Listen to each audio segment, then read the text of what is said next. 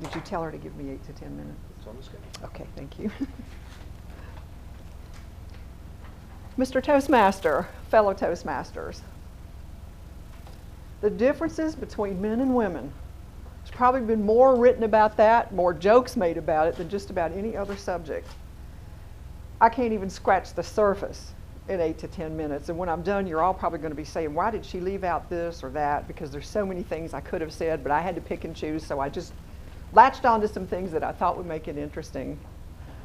Probably the most popular book that's been written about this subject in the recent times is John Gray's Men Are From Mars, Women Are From Venus. As I said, lots of jokes made about it. When I was involved with doing some seminars for law enforcement, actually, basically on the subjects of sexual harassment, I used to help do a little vignette to try to explain some of the differences in how men and women communicate. A husband and wife are driving back from an outing. It's late. They're tired. The woman says, honey, are you thirsty? No. You know, there's a Wendy's coming up at the next exit. We could stop and maybe get something to drink. It'd only take a couple of minutes. It wouldn't delay us very long. I said, I'm not thirsty. You are the most selfish, disgusting. What? What did I do? You wouldn't even stop and get me something to drink, for Pete's sake. I thought you asked me if I was thirsty. You didn't say you were thirsty. Well, couldn't you figure that out?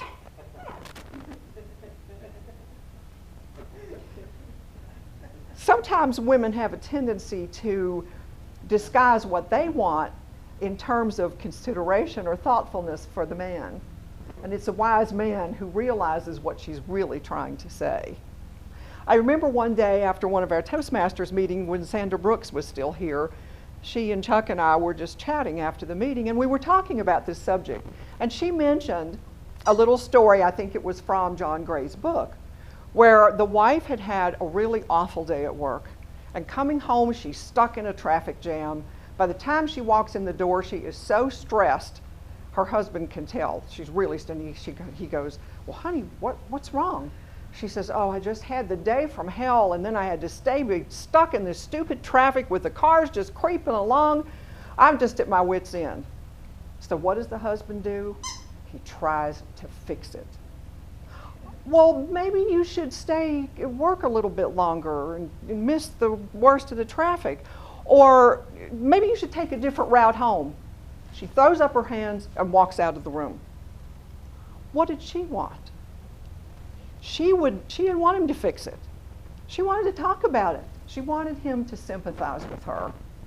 He should have said something like, oh, sweetheart, I can tell you've really had an awful day. Why don't you go change into something comfortable, and I'll fix you a glass of that nice new wine we just bought. If more people could understand these kinds of differences and learn how to communicate, there would be a lot more harmony, both at home and at work. One of the things that really illustrates the different ways that men and women communicate is demonstrated by this little chart. Put it here where hopefully you can all see this. This is called the real definition of words when used by women. Number 1, fine. That really means I'm right. The argument is over. You need to shut up. Number 2, that's okay. One of the most dangerous statements a woman can make to a man, that's okay, means she wants to think hard and long deciding when and how you're going to pay for your mistake. Number 3, nothing. The calm before the storm. This means something, and you better be on your toes. Note, arguments that start with nothing usually end with fine. See number 1. Thanks. A woman is thanking you. Do not question this or faint. Just say you're welcome and let it go. Number 5. Not actually a word, but rather a nonverbal statement, often misunderstood by a man. It means she thinks you're an idiot and wonders why she's standing there wasting her time arguing with you about nothing. See number 3. Number 6, go ahead. This is a dare, not permission. Don't do it. Number 7, don't worry about it, I got it.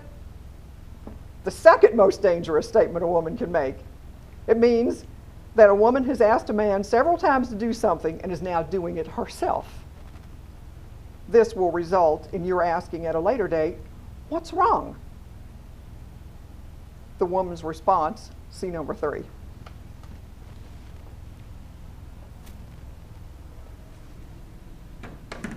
In an office environment, very often, the man thinks that his little comments are going to be taken as compliments by the woman. So he thinks that he's throwing out something like little pebbles. So he might say something like, let me do that. It might mess up your hair. Uh-oh, it's PMS time. Little pebble. You know, men don't have to stop and think about which way to turn a screw. Or how about, oh, here, sweetie, let old magic fingers massage your tired shoulders. In reality, what he's throwing out to the woman is something more like this, a boulder. He just doesn't get it. When I worked for Wells Fargo Security Guard Services, I had to call on mostly male security guard or directors of security for their company. I probably don't even remember a fraction of those men, but I remember the one who made me uncomfortable. You know what he said to me? Come over here and sit where I can look at your legs. I said, I'm not here to flirt with you. I'm here to try to sell you security guard service for your company. He couldn't understand why I was feeling offended and embarrassed. If more companies and more couples would attend training in the differences between men and women, it would just make for a lot more harmony. There was a little joke that I think helps to explain very, very clearly the differences between the way men and women think about things, and they're both rather insightful.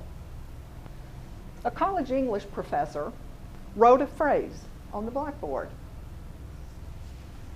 This was the phrase he wrote, and he asked the students to punctuate it. Did you pull that off?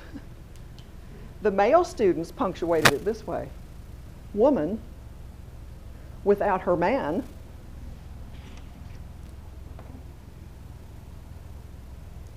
is nothing. The female students punctuated it this way: woman without her man is nothing. Mr. Toastmaster.